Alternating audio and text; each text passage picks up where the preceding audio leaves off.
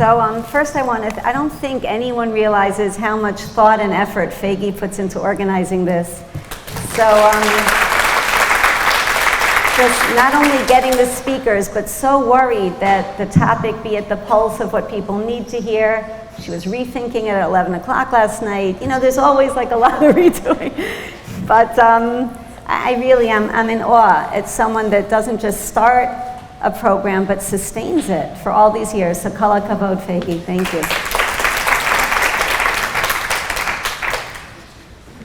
So very often when, I really like being here, the country, like United States, Regency, the country, it's big, capital T. Anyway, so very often when someone comes to me as a client, they're sort of skeptical about how much therapy can really do, how much change can we really affect in our lives. And when the person is especially skeptical because they're not sure that it's a frum enough religious thing, so I ask them if they believe in Tisha B'Av. And usually that gets us, right? We believe in Tisha B'Av. We hope we won't have a Tisha B'Av, but we believe in the power and the concept of Tisha B'Av. So I ask, what is Tisha B'Av? That we're sitting here today in the present, we're thinking of something that happened very far back in the past, and the thoughts that we now have about it that change the way it means to us now could create a new future. That we have the power in the present of going backward, healing what was or what wasn't, and moving forward and forging a new reality. And that is therapy. That's Tisha B'Av. Why do I say that today? Because we're in this time of the 3 weeks, and it hits us again every year, and it hits us as powerfully and as profoundly every year, and we wonder how to get it right. And I think it's sort of abstract to imagine the Mikdash. Unfortunately, it's not so real. That's part of what we mourn for. We mourn to make it real. But it's not just the Mikdash that we don't have out there that I think we have to focus on. Chaye olam nata b'sochenu. There is a world that HaKadosh Baruch Hu has created in each one of us. That famous Bilvavi Mishkan Evne. We all have the opportunity to be, if you may, a Mikdash. If you remember, when Yosef fell on his brother Binyamin's necks, Vayipol al Savare Binyamin, says Rashi, what do the necks represent?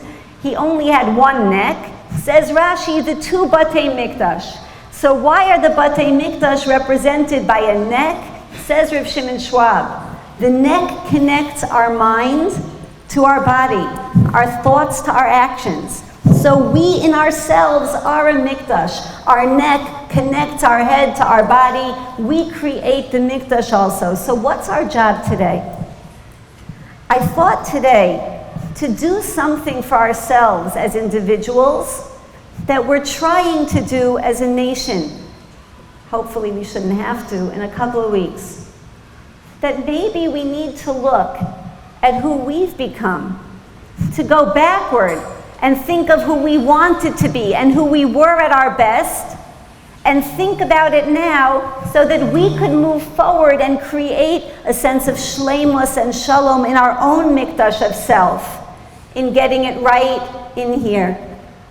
Because when a Jew gets it right in here, Hashem could easily do the rest out there.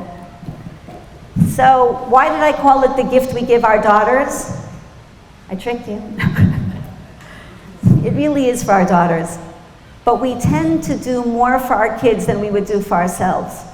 So by doing this and modeling it as us, we're providing an unbelievable model for our daughters. It says by Noach, Eile toldos Noach. These are the generations of Noach. Noach ish tzaddik. Noach was a tzaddik. The obvious question is, if it says these are his generations, tell us the name of his children. But Noach saw himself as one of his children. He gave and grew himself as much as he hoped to inspire his children to be and grow.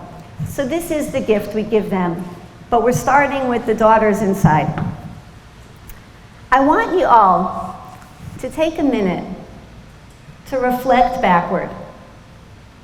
I want you to think of your most idealistic time of life. Maybe it was yesterday. Maybe it was a long time ago. I want you to go back to where you had dreams of what you wanted to be and who you wanted to become. I want you to think of the image that you had of who you hoped to be as a young woman, of who you prayed you'd be as a wife, as a mother, and as a grandmother. Give yourself a second. We don't often give ourselves a second. And I have a feeling that in all likelihood, we imagined playing those roles with these qualities. Number one, I think we really imagined that we would have a sense of pride. We imagined that we'd be proud of our choices, that we'd maintain our idealism, that we'd be proud in our avodas Hashem, in our spirituality and the work that goes along with it. We probably thought that we would stay focused and keep our values intact. We're not going to slip, and we're not going to get messy. Number two, we probably thought or hoped that we'd have a very holistic, healthy sense of self, of who we are. That we're not just going to be piecemeal, we're not just going to get petty, but that we want to be the types of people who are comfortable in our skin, that we want to be the types of people who really know who we are and who we're not. And number three, we probably imagined and hoped that we would have very satisfying, wholesome relationships with other people. That we would be loving and that we would be loved by them. That we would be full in a way that would be serene.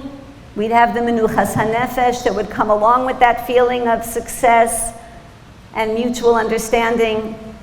That we would be grateful and that we would be gracious. By a show of hands, how many of you related to those qualities or hopes? Okay. But I think that's what we all hoped that we would be, and that we all hoped that life would offer us in some way, shape, or form. Yeah? We'll talk. So I want to now say what we probably did not imagine, especially those of us that are not anywhere near millennials. Do you know that I heard the other day from a friend of mine that there's a new word that millennials use when they unfortunately have to be busy doing responsibilities. It's called adulting. Can't speak, I'm adulting now. Can you imagine? We're like a bad word. So let's talk about what we probably did not imagine. We didn't imagine that we would replace each of those wishes with a very different reality. We probably didn't imagine that we would be busy on phones that we could hold next to our ears at all times. It's amazing. That was like on Get Smart, right? We probably didn't imagine that we would have the challenge of being available and accessible all the time with just about anyone that chooses to be there with us. There was a study that I saw written up in the Cleveland Museum a couple of years ago that they gave women that were hospitalized or in prison that had newborns, they gave them the chance to FaceTime with their babies, and they actually were FaceTiming in the crib with the newborns. And these women said, it's great, we still feel that like we're bonding with our kids. So the women were having a very positive reaction. But the babies were getting so agitated because it was a tease that they thought someone was there, and then the screen went dead, and they had to soothe the babies in a way that was just not normally difficult. So it's not real attachment. but we never thought it would be a challenge. Number 2, we never thought that we would be busy getting to know people who we really don't know and don't know us. Whether it's on social media, whether it's being busy, seeing Instagram posts, whether it's just being busy, and thinking that those might be our friends. And I was driving here and I was stuck in traffic behind a very big truck. And the truck said, "Under construction, do not follow." And I said, all those perfect images are still really under construction, so just don't follow. Don't follow. But did we ever dream that we would replace that holistic sense of who we were for being busy with knowing who everybody else is, or at least the illusion of what we think they are? I had someone, a client of mine, that was very down. She didn't have enough followers on her page. So she came in one week and she looked very upbeat. I said, "You look better." She said, "Would you believe I got 12,000 followers? I found a site where you could buy followers, 2,000 followers for this much money." And I said, "Now I have a new understanding of kinei lecha chaver." It's amazing. And number 3, did we ever dream that the 2 words that we use to describe so many of our loved ones, even children, would be anxious and addictive? Did we ever dream? Am I cheering you up, ladies? So yes, we are mourning what we don't have out there, but maybe more productively and more constructively in terms of our control, we could think to ourselves, ayeka. Where did those first dreams go, and how did they get replaced by the stuff that's on our plate now? So where are we? And where did we get lost? That sometimes, you know, when you get lost, you have to sort of go back to that point that you remember knowing where you were and take it from there. So maybe today we could journey back and know how to find ourselves again. And this is not meant to be, wow, this is hard work. No, ladies. This is very empowering work. And it's very realistic work. And I'll tell you how we know that. Ayeka is not a hopeless question.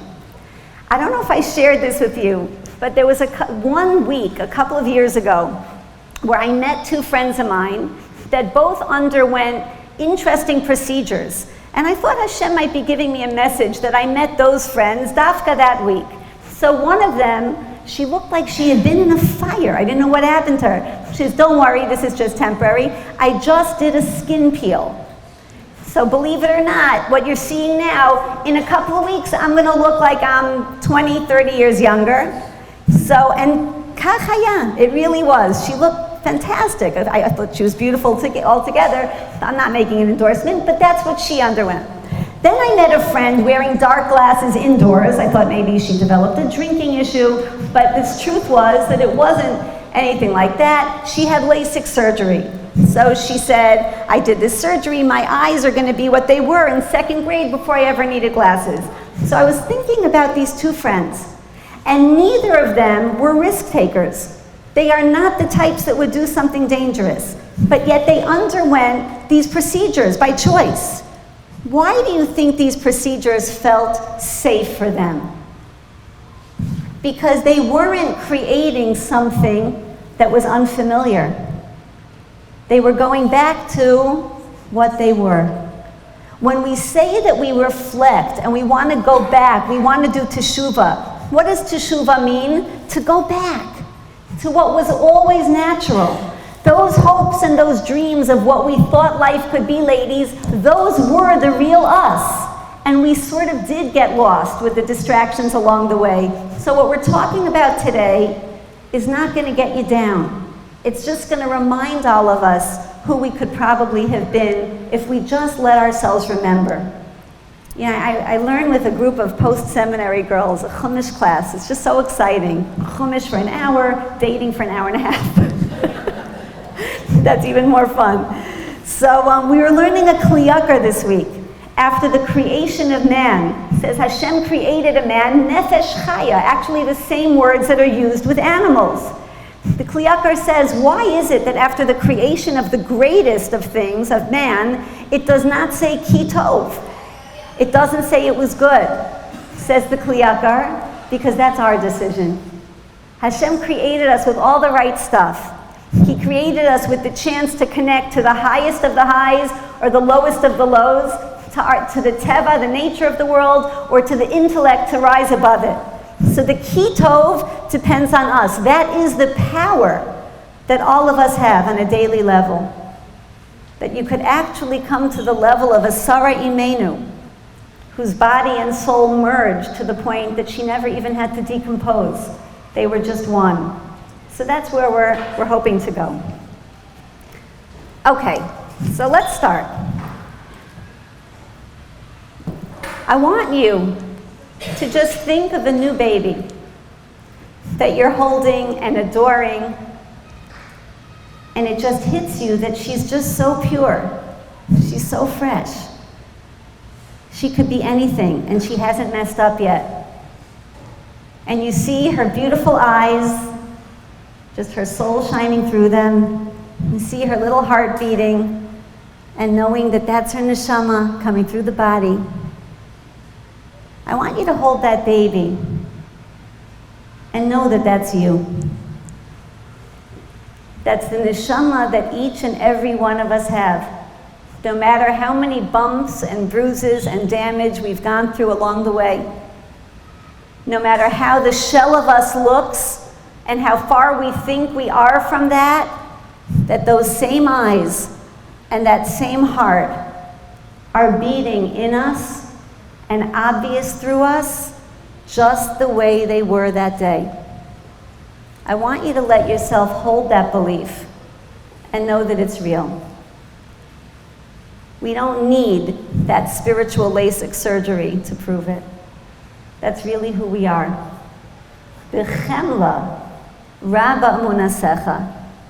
And that Hashem sees us that way every single day that we wake up. He believes in us so much that the gift of a second chance is a no-brainer, because that is what every other day is. It's the gift of another chance. Chemla, the compassion of being able to get it right now. So now with that, let's go back to those 3 wishes and where we might have gotten lost along the way. Wish number 1, that I wish that I could go back to making those proud choices, to being a person that has focus. You know, this speech really was not my idea.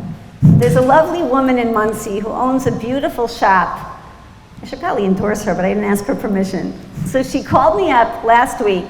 She said, Chani, you have to do something. When are you speaking next? I said, hopefully I'll speak to my husband sometime today. She said, no, the real speaking. Isn't that interesting, the real speaking? So she said, really, it's Shavasar B'Tammuz. I'm in my store, and no one that came in knew that it was Shavasar B'Tammuz. You'd never know. They were busy with the gym and the this and the that, and she says, and I realized, I didn't fully even think of what the day was. She says, we have to remember to be where we are. To be where we are. Ladies, focus on your feet on the floor right now. Everybody, uncross your legs and put your feet on the floor. And wiggle your toes. Just feel your feet on the floor. Just focus on that. Now feel your seat on the chair. Sink into it. And focus on your back against the chair.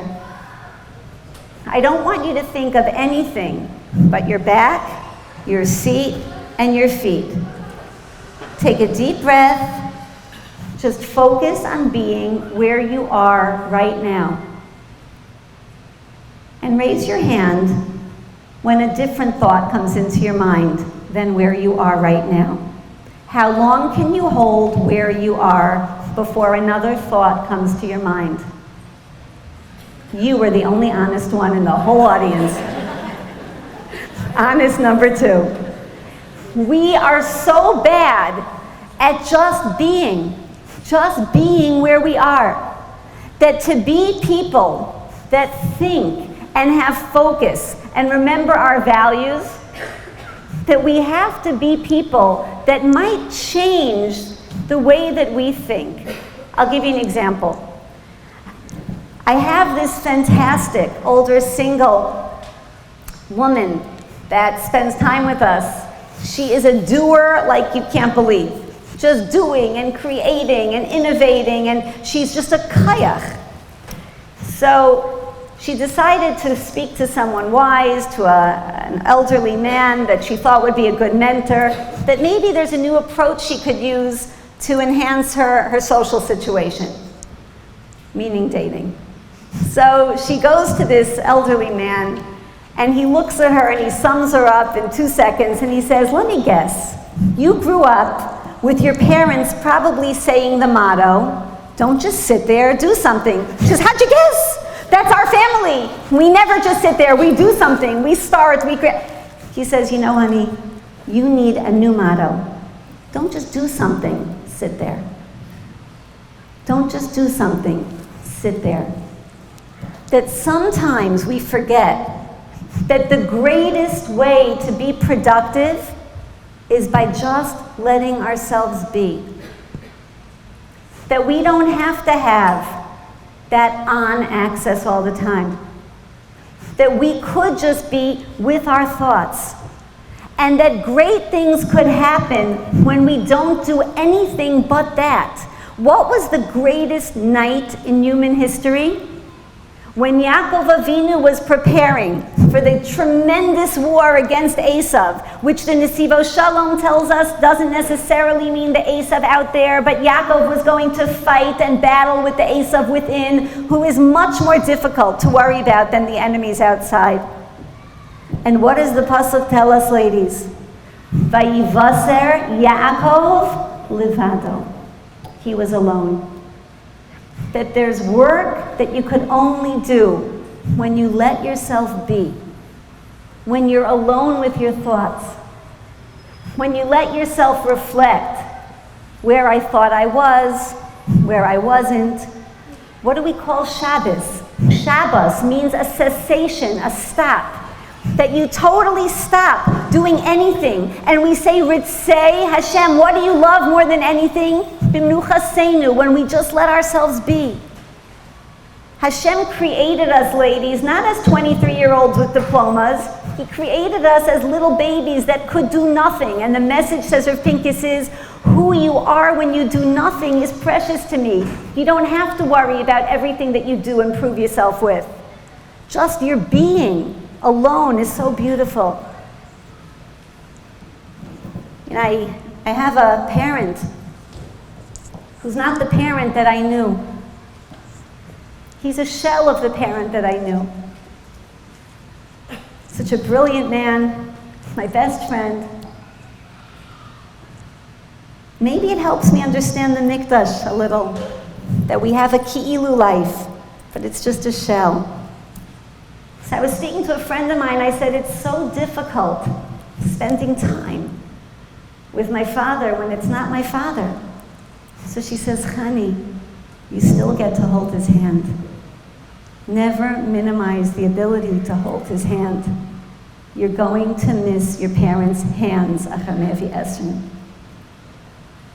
And it took a lot to just realize that just being, just humming, just looking into each other's eyes is also very powerful, because we're so used to doing and saying and being functional that we forget that HaKadosh Baruch Hu created us not as human doings, but as human beings.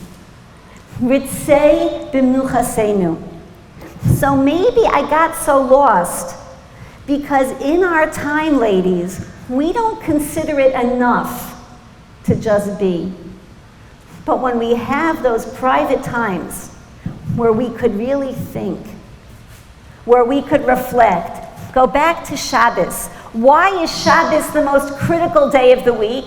Because when you're painting a masterpiece and you want that to be your piece, What is the most productive time of your painting?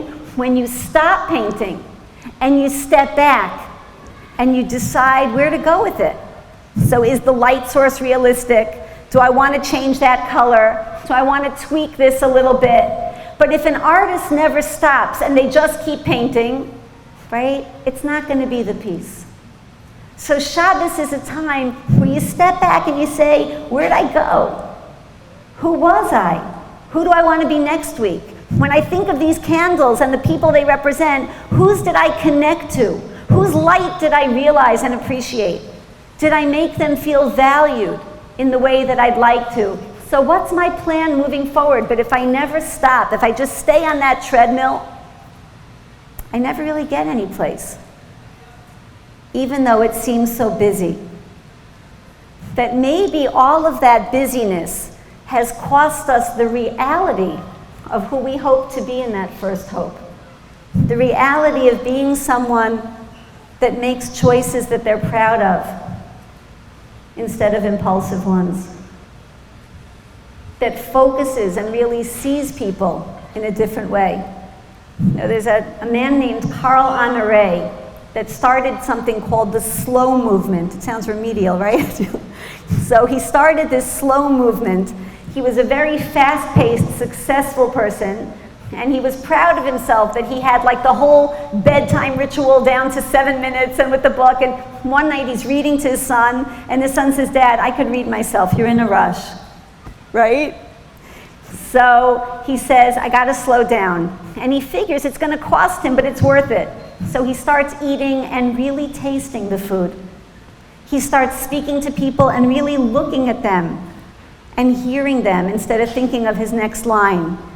He starts enjoying a walk and noticing things. I was on the way here, there's a breathtaking lake that I passed. So I said, oh my goodness, traffic. There's probably rubbernecking. There was rubbernecking. No accident, everybody was looking at the lake. How gorgeous is that? I loved that traffic, that everyone had to stop, just to stop. So he said after 3 months, he now has hundreds and hundreds of people doing this, but he said after 3 months, he said, okay, I'll go through my books, I'm sure it cost me, but it was worth it. Guess what? He was more productive. Because the meetings that he had were real meetings. The dinners that he had, he really ate and he didn't feel hungry afterward because he let himself feel the food. So his whole life, instead of him thinking that he had to sacrifice, ended up being richer, being deeper than he ever thought it could be. So the first step, can we just slow down? Can I just take that time to root myself and really be wherever I am? If I'm in a Tisha B'Av, let me be in the Tisha B'Av, because if I'm not really in the Tisha B'Av, I won't really be at the Simcha the week later either. That I have to practice being where I am and not thinking of that next thing. Happiness is not about the next thing I'll have. It's about experiencing what I have already. And that's a big shift. You with me? Let's go to number 2. Number 2 was going back to that hope that I had of having a holistic sense of self. I always thought I'd be comfortable in my skin by this age. I always thought I'd know who I was and feel grounded and not pretending or not comparing. So where did we go that might have taken us away from that? All of us are programmed to look for feeling better. We always want to feel better. We always want to feel happier. We always want to feel more healthy. We always want to feel more shleimless and shalom inside. You don't meet people that say, I hope I'll experience some unhappiness today. They're not normal. Ladies, lighten up. Just, okay. That was a joke, but it was a bad one. So we don't meet people that dafka want more pain, right? Or more difficulties. We all look to get to that place of more happy, of more serene, of more together. So where did we go wrong? We're looking for happy in a lot of different places. We're all thinking that there's going to be that magic wand wish that actually happens. And what always happens when you get that magic wand wish? You get another magic wand wish. So what is happy? What was that sense of menuchas hanefesh that I was really craving when I bothered to think of what I wanted my life to look like? I think we get simcha when we set and achieve goals that bring us closer to our mission in life. What do we have to define to crystallize that? What is our mission in life? A lot of people join a lot of different groups to try to find their mission in life. A lot of people go on trips and call that a mission because I'm on a purpose, I have an agenda, and we always seek missions to make us feel fulfilled. But not necessarily, ladies, are those missions the missions of our lives. What is the mission of our life? Anybody? What does it mean to have a mission in life? And I heard this years ago from Rav Matisyahu Salomon, and it changed my understanding of a mission. I was sitting at an Aguda convention in Chicago, out of town, not New York. That whole thing in Mishpah, isn't that cute? Out of town. No? You're all in-towners. So anyway, so I was in Chicago, and an old friend of mine came over to me. She tapped me on the shoulder. She says, Chani, join us. We're having a small closed-door session with the mashgiach, and at that time, his beloved Rebbetzin. So we sat at this big conference table, and he was sitting at the head, and we all feel like kids in a candy store. We're sitting there with our pens and our paper.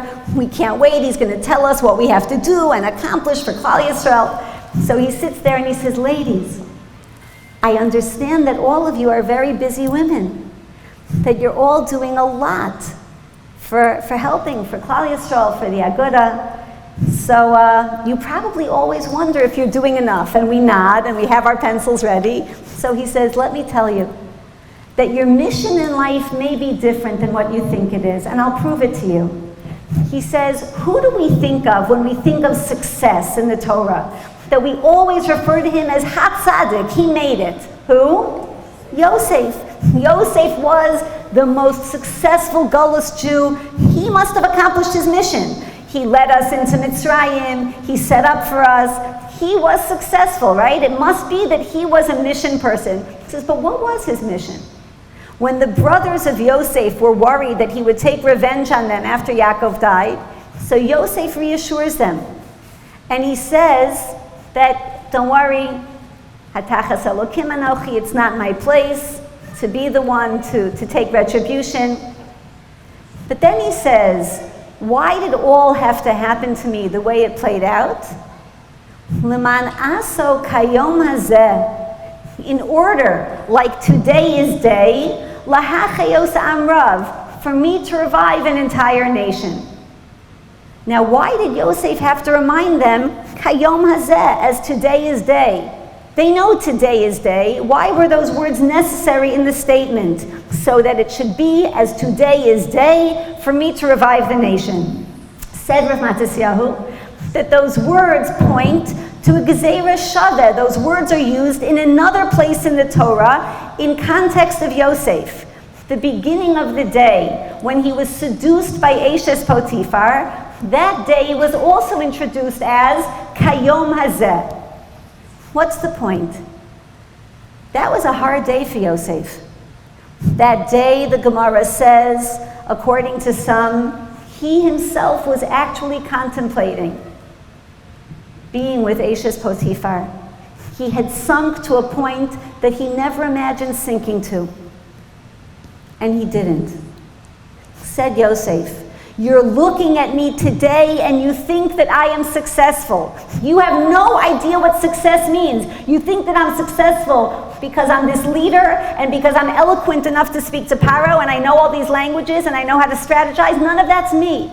That all came from HaKadosh Baruch Hu. I am a vehicle in that sense. But what is my mission, that is only my mission, is how much or how little I brought Hashem into my thoughts and my being and my reality. Kayom hazeh. That moment that I did not give in to my worst self, that moment that I became Kitov, that was my mission. And I aced it. Said Rav Matisyahu, I know you're busy, ladies, but who are you? Kayom hazeh. Who you are is how you personally, inside, are growing and thinking and integrating Hashem in a different way in your life. Everything else isn't about us, ladies. It never was, it never will be. Who you network with, what opportunities you have, that's bigger than us. And that's what we waste our time staying up with at night. But Kayom hazeh, am I focusing every day on the simcha, the shleimus, that I could set a new goal of who I want to be in handling a thought differently, a feeling, a relationship, bringing Hashem in a way that I didn't bring him in yesterday, making him proud. I have to share how adorable this was. I have a dear friend. She started out as my bas bayis. She was at our house a lot as a single woman. And she lives far away and we keep up, but her growth is just, she's a tremendous inspiration to me. She's also one of the most talented shoppers I know, which happens to be fun. And she called me up before Rosh Hashanah a couple of years ago. She says, Chani, I have a new derech. Every woman could just use this derech for her Rosh Hashanah avodah. I said, what is it? She says, you always think of growing. So how do we make it practical? So with me, I have to be myself. I have to know who I am. So you have to know your strengths in life. My strength is Nordstrom. That's my strength. I'm good at Nordstrom. Okay, I know Nordstrom like nobody knows Nordstrom. So she said, I'm a very pious woman. I always think Hashem, always ask Hashem for help. And Hashem is with me all the time. So I live my life by that dictate. So when I go to the mall, I always have Hashem in the passenger seat. We pull up to Nordstrom. I say, here, make yourself comfortable. Here's a tehillim, some water. I'll be out soon. Which is this year, I made a takana. He's coming with me into the fitting room. It has changed my shopping experience. But that, ladies, is a mission in life. That I bring him somewhere into my consciousness or into my being that he wasn't before. Till the point that by the end of my life, what can I say? The last words of David HaMelech, Kol HaNeshama Tahalalka. That every part of me, every experience, every breath, Kol Neshama Milashon Neshima, that I was with him 24/7. Take a Chumash Shmos.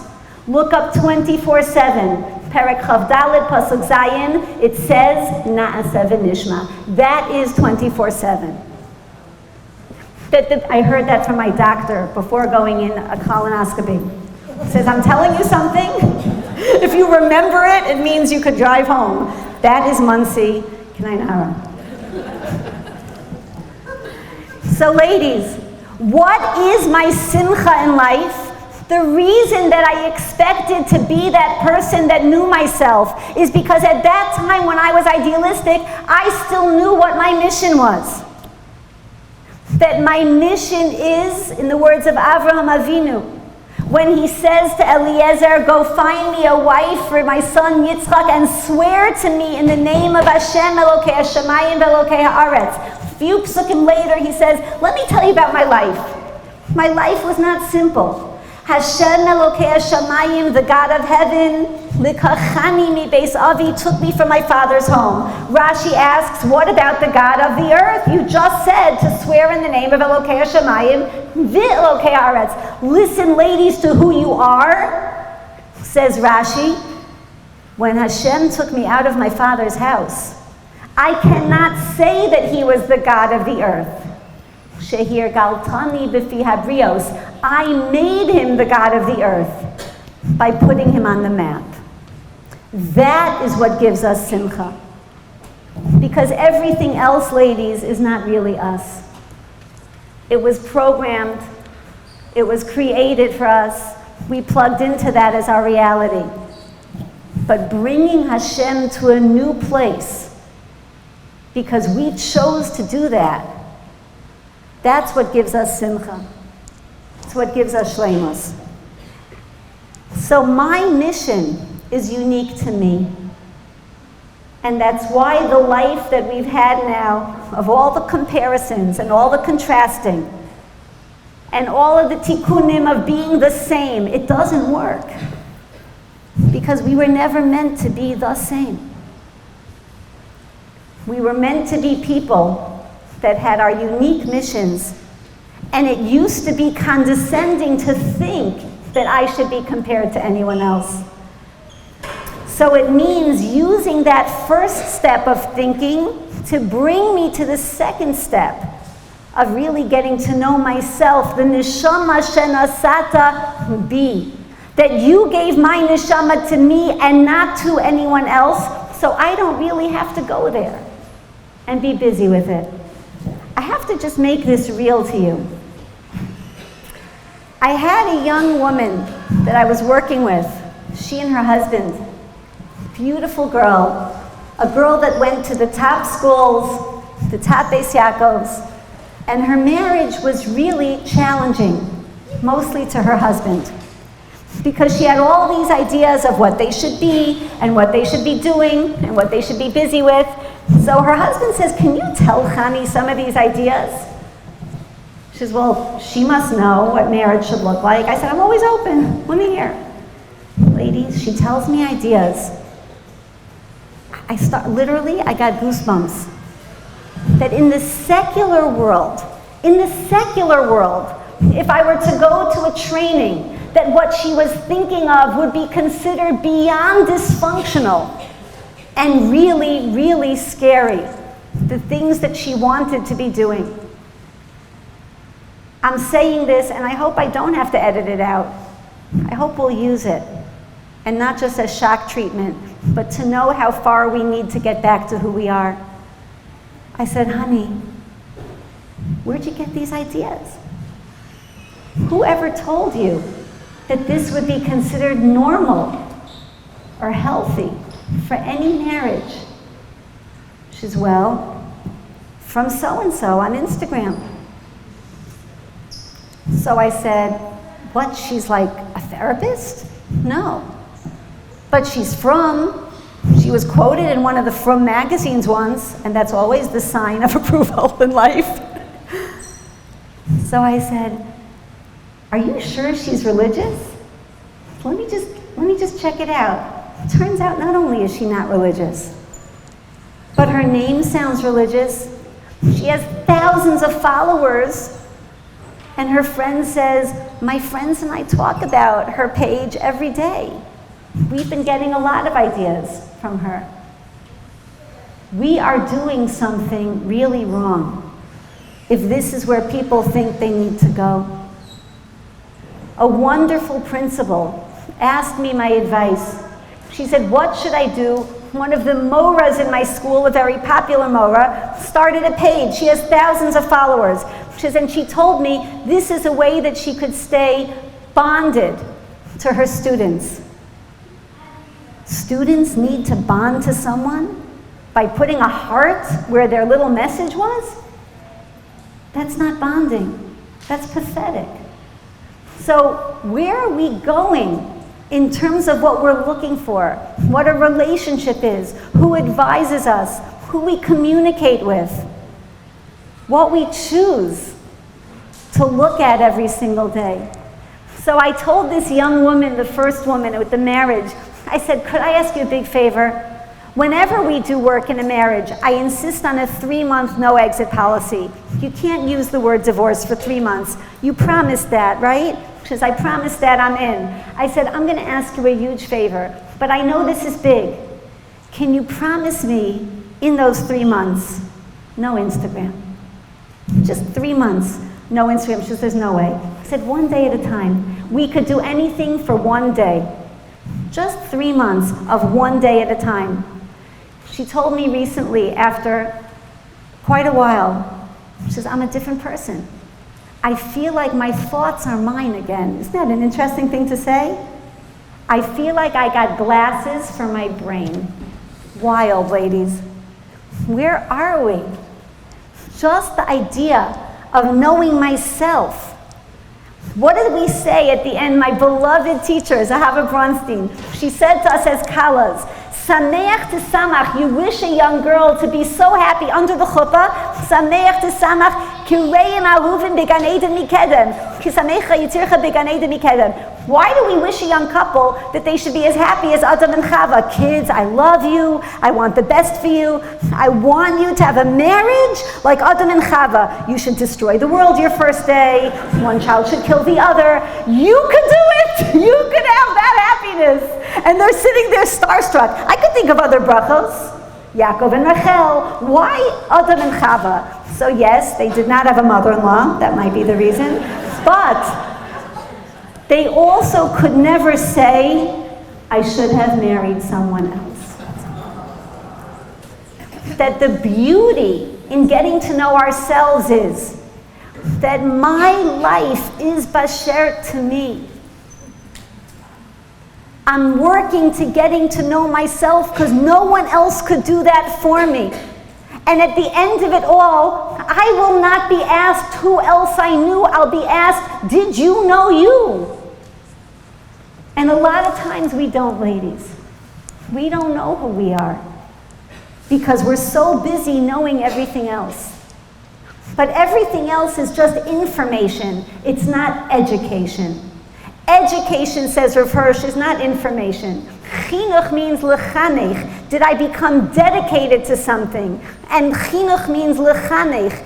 Did I memorialize it in a way that's new? Chanukas habayis. Did I take my education and turn it into a dedication of being a different mikdash of self?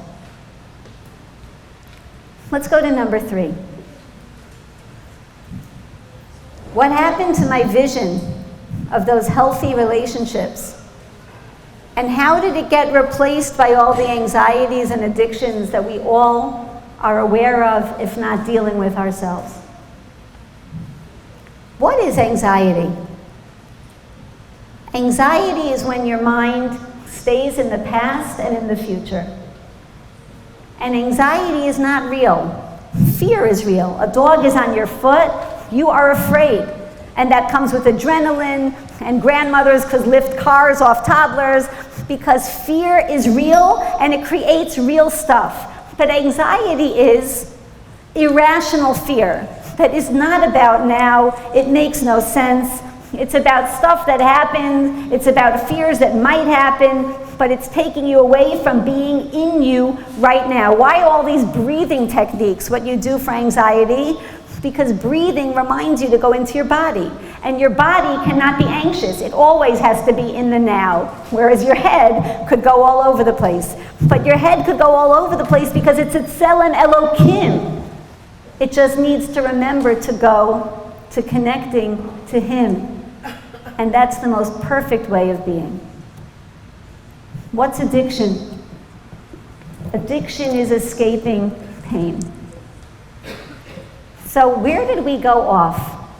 Where did we become such an anxious and addicted nation, ladies? There's a beautiful little book, a secular book for kids.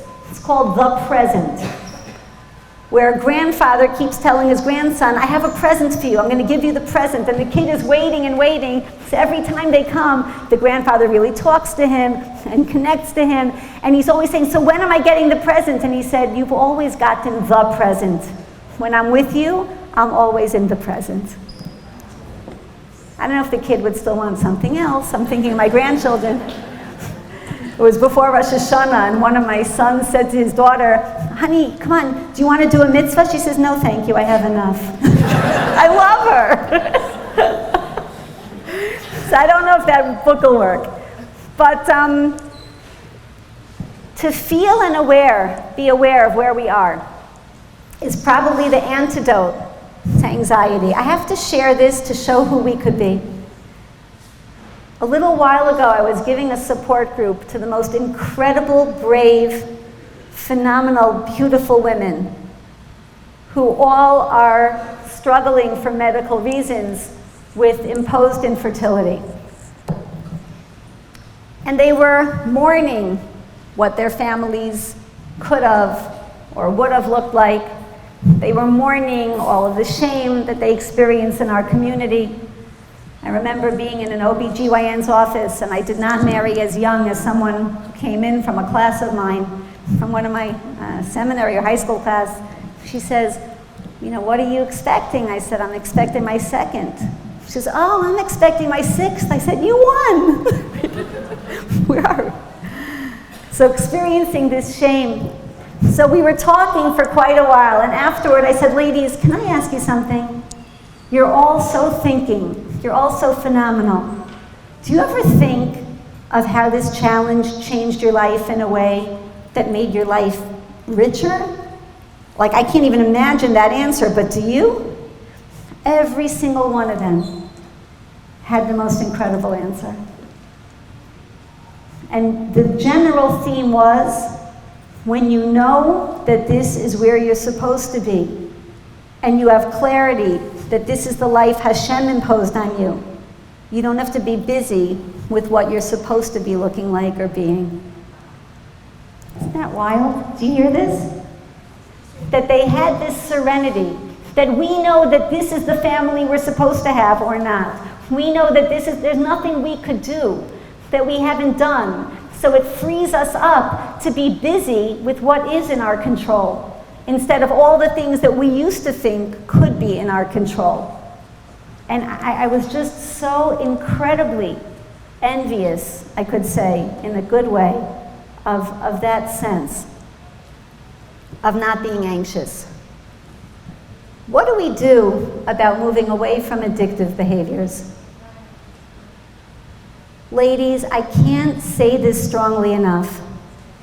We've got to get over our thought that discomfort is a bad thing, except in the gym.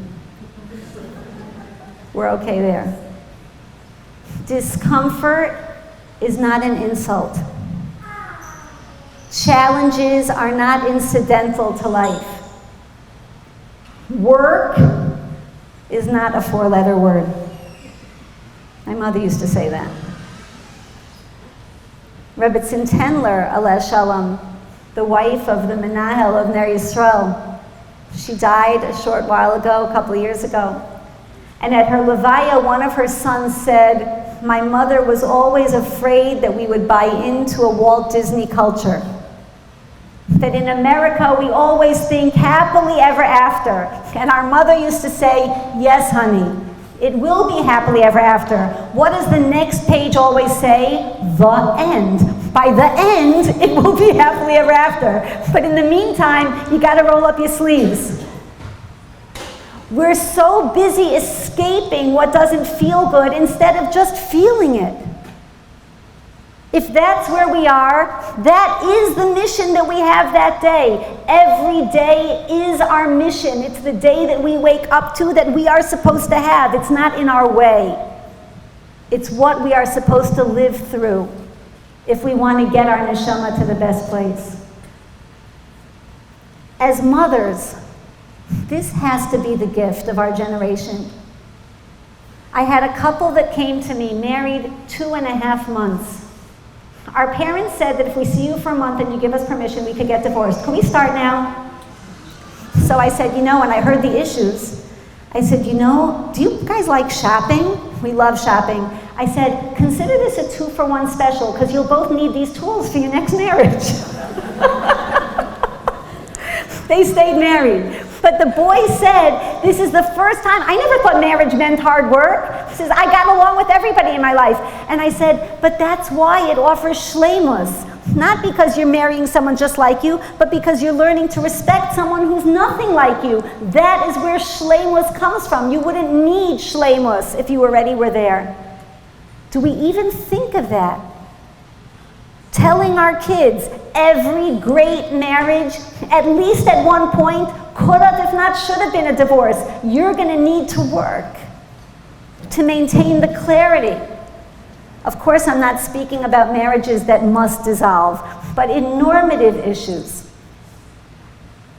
So where do we go when it comes to being mothers to these children? A mother, ladies, comes from the word amuna. We have to help kids believe this is who we are supposed to be. It's not going to be too big for you if you know that this is your life and HaKadosh Baruch Hu is rooting for you. Imo anochi b'tzara. It says Hashem is with us in our pain. He doesn't always make it go away. So we as mothers might not be able to make it go away.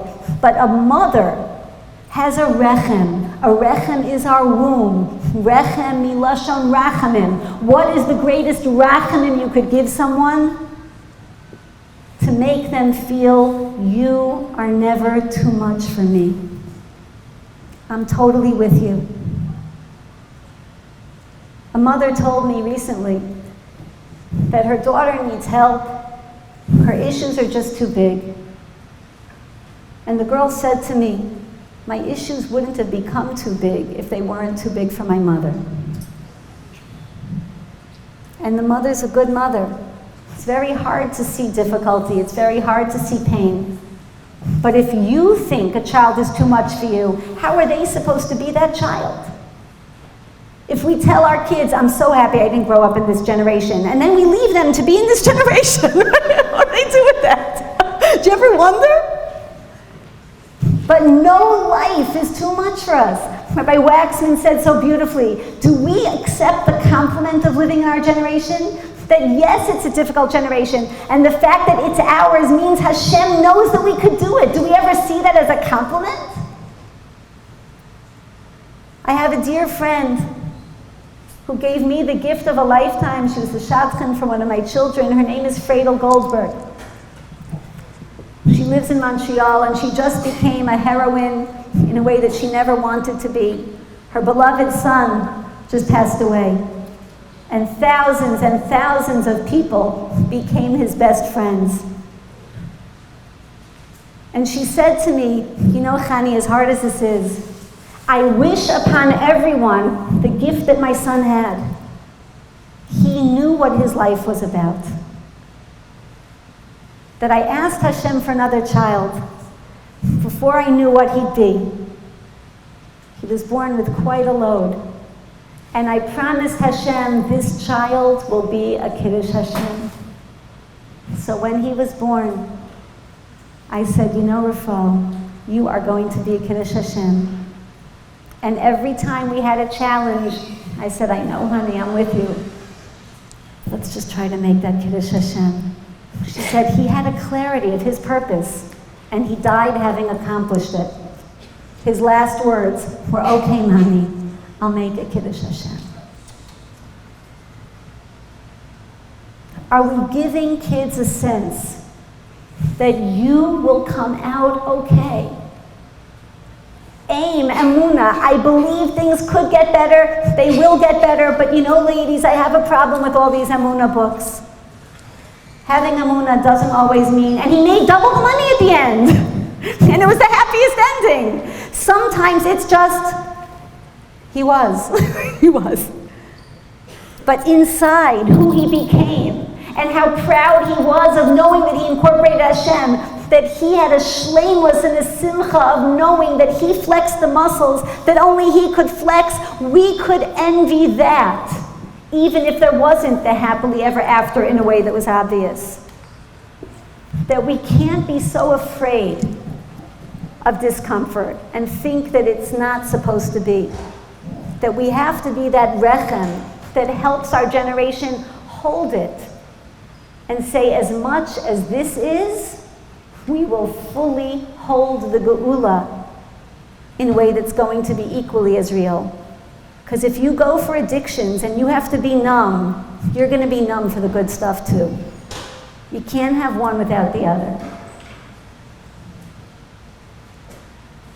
Now, someone asked me what to look for in a family for shidduchim. So now that I have no more kids in shidduchim, I guess I could be honest. Can't blow it for them anymore.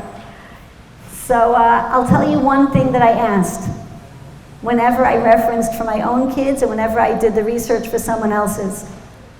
Tell me the worst thing that that family went through and how they got through it. Oh, no, they don't go through any bad things. Then I'm not interested, because you are totally being dishonest with me anyway, right? So it's not about that perfect image person. It's about the person that is human, that's vulnerable, that admits that things were hard, but who were they when it was hard? That's the real stuff. And we're not giving our kids a sense of knowing that that could be where they really do prove themselves, as much as we never ask for it, but they could prove themselves in a way that they couldn't have otherwise. Tell me what your proudest moment was, and it usually comes after a time that you never would have asked for as your magic wand wish, am I right? So maybe that's the way of moving away from anxiety and addictions. I have to end, I wish I didn't, but I want to end with the epitome of a gift to a daughter. And I've probably said this in this room countless times, and I will still say it countless times if I'm given the privilege, because I made a promise to use this story all the time. And there's not a lot of stories I would want to use all the time. I had a very best friend who passed away after a grueling illness of 13 years. And through those 13 years, just 7 of us were in her inner circle, and every year on the date of her diagnosis, we had a Sudas Hodah that she made in only a way that she could make it. She was just the most aesthetically beautiful, gifted, gracious hostess and human being. Phenomenal taste, beautiful outside and in. So we journeyed together for all those years, the 7 of us. And her beautiful daughter journeyed along with us. And after 13 years, we thought it would never end. She was coasting beautifully on a drug that was a miracle. The doctor that developed it had no other patient in the world that was successful on it but her. She was the only one. She called me up and she said, "So Chani, it doesn't look so good. And I think you should come. I'm saying goodbye to my friends." And as she did everything in life, she had the foresight of preparation and focus. She became an incredible mushlemet in a remarkable way. So I got to her door, and someone answered the door, and I didn't recognize her. This was not my beautiful friend.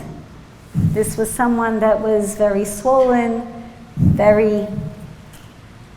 and it was her, but I never would have known. So I caught myself from seeming too startled. We went to sit down on her couch, and we're holding hands, and we're talking, and we're crying.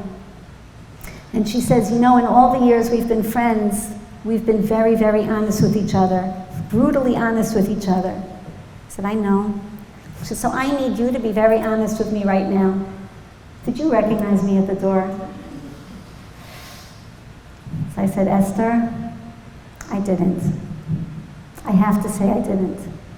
But now I'm holding your hands, feeling you, seeing your eyes, I hear your voice. But at that moment at the door, I didn't recognize you." So she said, "I really appreciate your honesty. One of the hardest things is lately I don't recognize myself. She said, I look into the mirror, it's not me." She says, "Chani, after all the work I've done on myself, spiritually and emotionally, I have to say, when I think of who I am, I still think of this. And when I think of what I am, I still think of my stuff. No matter how deep I am and how much meaning my life is, unfortunately, that shell is still what I associate with." She says, "Hashem is crazy about me." I said, "You said we're being honest? Hashem is crazy about you?" She says, "I'll tell you why. I had a hard time with this, not recognizing me. So I had to think about it. And I realized that Hashem loves me. He wants me to know that where I'm going, this isn't who I'm going to be. And he knew that I would probably have a hard time letting go.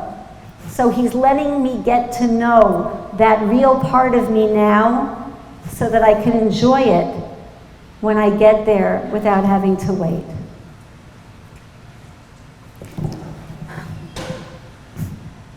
And when I left her house, I went into my car and I just started shaking and crying. I said, I have to make this story into my legacy to share with every woman I meet. That who are we? We are the selves that we are going to be with forever, ladies. That is the gift. That's the knowledge that we give our children. That it's not that when we die, this perfect angel goes out and flies. It's us. Who is us? Us is our choices, our priorities, how we handle things, how we grew as people, how we kept those 3 promises. And we kept our eye on the prize to be those focused people, to be those holistic people that really knew ourselves in a way that's personal and true. And to be the people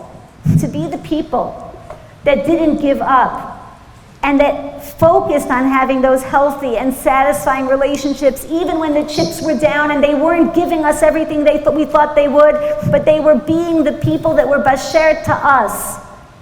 And we had to make them feel that way, feel needed and respected and valued, even when they didn't feel that way about themselves. That's the me who I'm going to have forever. So we have a lot of work to do to get ourselves out of a Tisha B'Av, but I don't think we have to go too far. If I get back to feeling my mikdash within, the rest HaKadosh Baruch Hu could do as he's always proven that he could do at the flip of a dime. So if we leave this room today committed to going back to those dreams in some way, to making a qualitative difference, not necessarily in the lives that we're living, but in the way that they feel and mean to us, we will come out today in the mindset of Geula, of total Geula. And I'm looking at this beautiful audience. Every single one of us is a mikdash that HaKadosh Baruch Hu is so crazy about. If we only loved ourselves an iota of how much Hashem loves us. My friend was having a hard day. She was very down. She has one kid that's her favorite. We all sort of, we don't admit it. So her favorite child happened to be over. And she was looking at this favorite child of hers, and she said, if me, a little person, is so crazy about this person, and we're just a bunch of bone and flesh, imagine how HaKadosh Baruch Hu must be so adoring and in love with me. That is a healthy form of narcissism. I recommend it to everyone. Let's just remember that we are the people that had those dreams. We just have to sort of tweak ourselves to remind ourselves of it on a day-to-day basis. Hatzlacha, all the best.